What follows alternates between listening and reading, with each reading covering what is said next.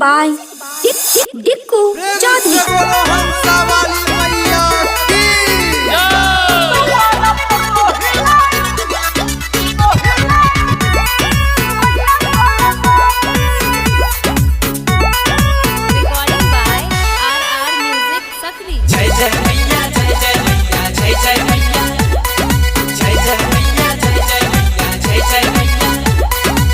बसंत पंचमी के चौथल बहार एलैया के मैया हंस सवार एलैया के मैया हंस सवार बसंत पंचमी के चौथल बहार एलैया के मैया हंस सवार चारों ओर चक्का भक्का जरे है बाती चारों ओर चक्का भक्का जरे है बाती मोर दुआरा पर हिलाई मैया सरस्वती हमर दुआरा पर हिलाई मैया सरस्वती चलो पूजा कर लके भूपा दिपया अगरबत्ती मोर दुआरा पर हिलाई मैया सरस्वती।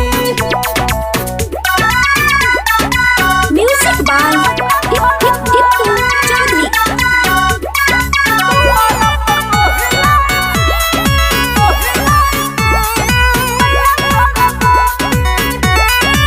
मिथिला नगर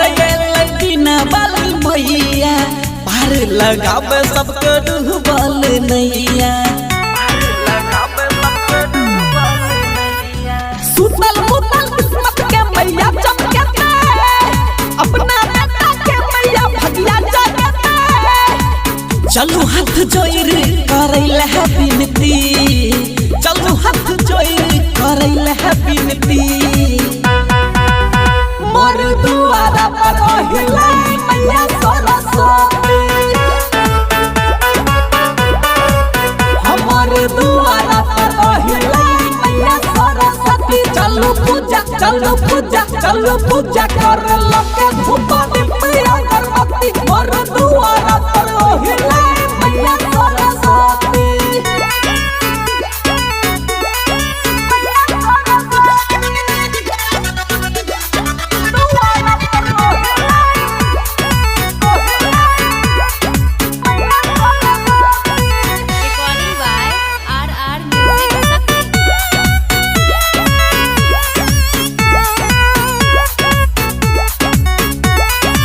सरस्वती मैया रे तब जिंदगी सवार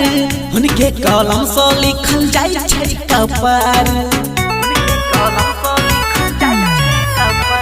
जे मंगल छके मैया जी से मांग ले मौका नहीं मिलता है फिर रो जाए ले